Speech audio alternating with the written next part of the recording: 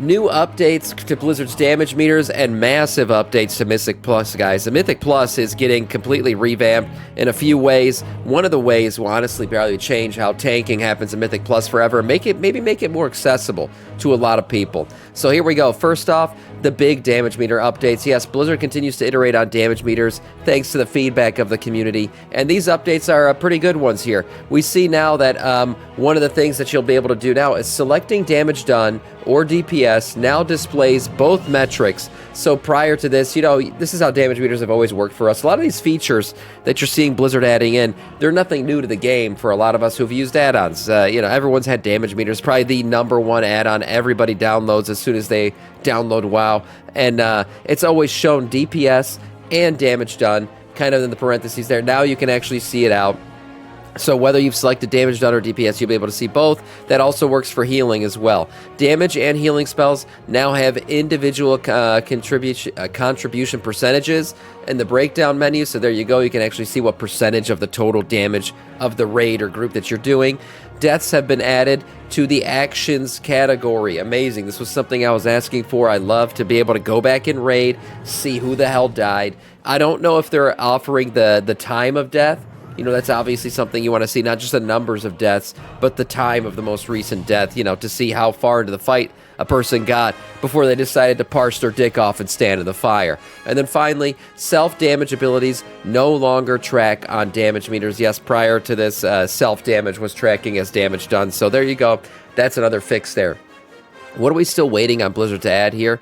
Tracking both damage done and DPS at the same time removes the need to list both trackable options in the menu, so just get rid of that. Total damage done by your character reflects as 100%. That's an odd thing. Percentage breakdowns for minions and pets still displays at the bottom. You'll see here like the blighted arrow, dark minion, showing at the bottom, even though it's higher than some of the DPS above it here. So some of these things still a bit wishy-washy, including pets, by the way, in damage meters. To me, I just always include it with the person who it's part of. But people like to see pet damage, and they want to see it in the rankings, not just sitting there at the bottom. So that's another thing. And then any enemy damage taken metrics is still missing. So another thing that they got to add. Continue to give them feedback on this shit. I think damage meters, in-game damage meters, are going to be one of the best adds from this whole add-on removal thing that Blizzard's been doing. I still say it till today. I think it's going to be more accurate, and it's something that the game has needed for a long time. I don't know why the hell this hasn't been added in any times,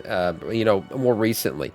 I just want to say, I've been doing PvP for years, and now I finally got to 2400 rating. You can't get elite. You can get elite set each season easily. Nice, nice. Okay, moving on to the Great Vault rewards and scaling. So recently we saw that Blizzard was making a change to allow 4 of 6 track myth gear to drop from 18 plus keystones from your vault.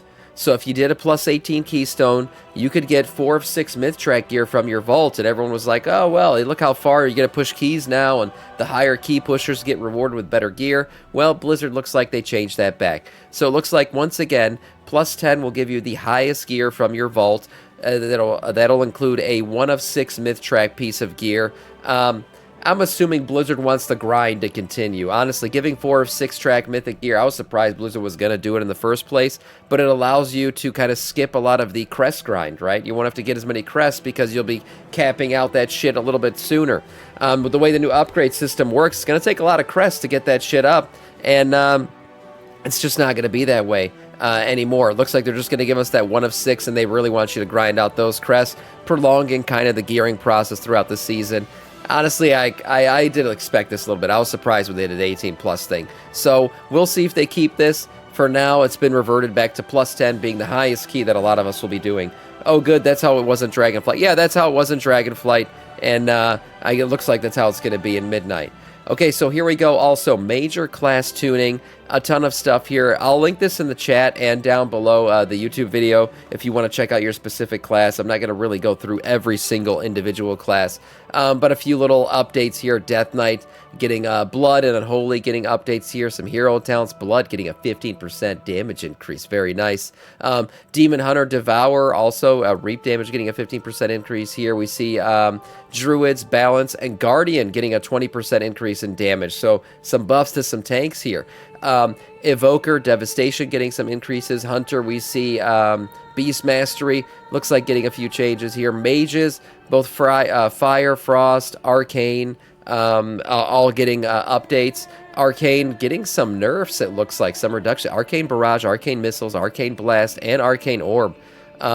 Sorry, the Arcane Orb actually getting an increase, but the other three all getting reduced in damage. I believe Arcane was kind of leading for the mages. Monk, we see Mistweaver and Windwalker getting changes. Paladin, Protection, damage reduced. Oh no, for Hammer of Wrath at least. Retribution, seeing, oh my god, 100% damage increase to High Lord's Judgment. And then Priest getting some changes for Holy and Shadow. Shaman Restoration. Warlock, Soul Harvester getting changes here. Destruction Warlock getting changes. Warrior, we see Arms, Fury, and Protection all getting changes. Protection getting a damage increase as well of 20%. Some buffs to some tanking, it looks like. And we're going to talk about tanking in a second because there's some big changes coming for that one. For PvP, really the changes are for Devour, Demon Hunter. And then here it is, user interface. These are some changes that I wanted to get into. When choosing an icon for your outfit slots, this is for Transmog. The icon that is currently being used for all your appearances will be listed at the top. This means, you get your little icon for each outfit that you kind of set up. So the ones that you've already used are going to be listed at the top. And then currency text will change to be red if you don't have enough to create a new outfit. That's a standard thing. That's a good little change there. For nameplates, the clickable area on nameplate frames, these are the new in-game nameplates, has been increased slightly on all sides to make it easier to click on them. So that's a nice change. Text-to-speech updates. It'll now say your health, say your target's health, say your party health, say your resources, like mana and energy. It'll say your cast and is capable of saying target cast as well. And then we just talked about the damage meter updates. More Mythic Plus changes. We see a lot of things happening here, including some new affix changes. And this, when I first read it, I don't think I realized what it was saying. But this first affix here, a new affix update. Lindormi's Guidance, okay? This is active from Keystone levels 2 through 5. So this is a lower Keystone thing. Lindormi guides players, weakening select non-boss enemies with temporal sands and preventing player deaths from reducing the time remaining. So from Keys 2 to 5, this is your learning curve. You won't be reducing the time left on your key every time somebody dies. This is good. This eliminates some toxicity that happens at these early learning stages. So that's good to see.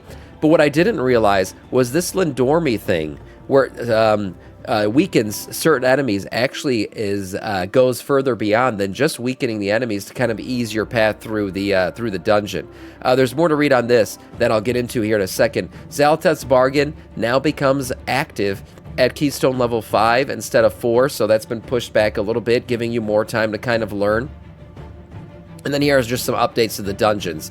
Now, what I really want to talk about is this new affix for Keystone levels 2 to 5, because this is a big deal here. The Lindormi's Guidance thing is not only just to weaken mobs, but it's also to guide you and create a path through the dungeon that'll give you a 100% fill of your bar for enemy kills. So let's talk exactly about what this means. Lindormi's Guidance is active. Certain non-boss enemies will be affected by temporal sands, visually highlighting them and reducing their health and damage by 5%. Defeating these marked enemies will fill up your bar, as I said before, to 100% for enemy forces count, providing a basic route through the dungeon. Additionally, the affix also prevents player deaths from reducing the timer. So this is a route guidance system, guys. I've talked about this before, and I've said I wish Blizzard would kind of add in like just a decent route system for tanks, because the hardest learning curve for anybody who's trying to start tanking in Mythic Plus is learning the routes. Learning the routes is the hardest thing. People get really upset when you don't do the route correctly, and it's a lot of pressure on the tank to not only survive, to hold aggro, but to know which mob to pull next. This thing, at least from 2 to 5, is going to teach you how to run the dungeon.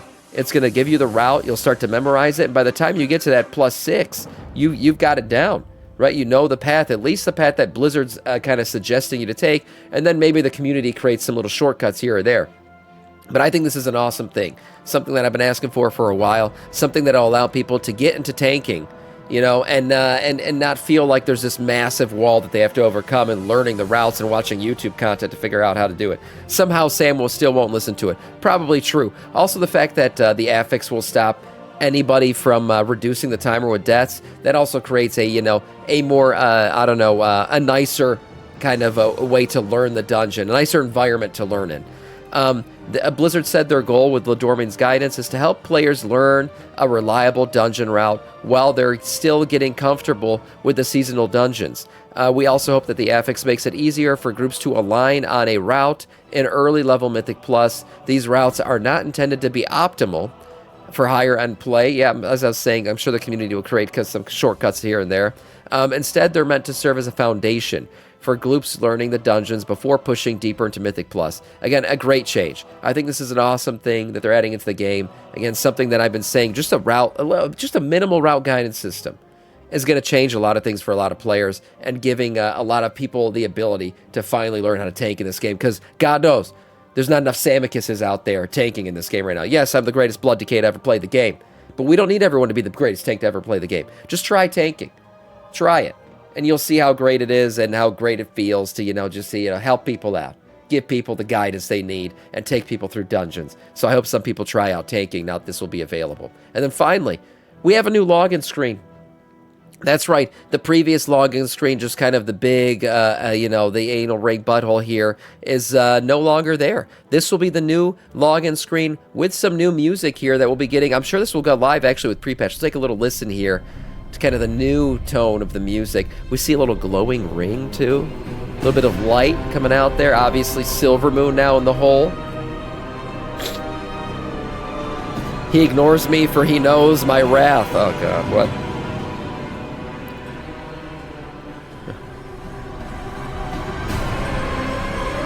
Ominous. Yeah, so I like this login screen a little bit more. You know, I still favor the old login screens that were actually like digital images. A lot of these now are very artistic. Ooh. A little bit of Xalatath voice notes coming in, maybe?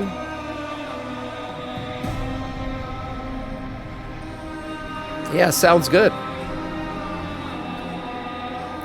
So overall, there's some cool music. Ooh, the swirling leaves, too. Obviously, Silver Moon really taking the forefront here as we go into the next expansion. This will be your login screen for the foreseeable future. The best Blood Decay is now here. What's up, the Rogue? How's it going? No, that's your second best, of course. We're watching the best right now. What's going on, Tech Tim? Yeah, so that's all in terms of news today.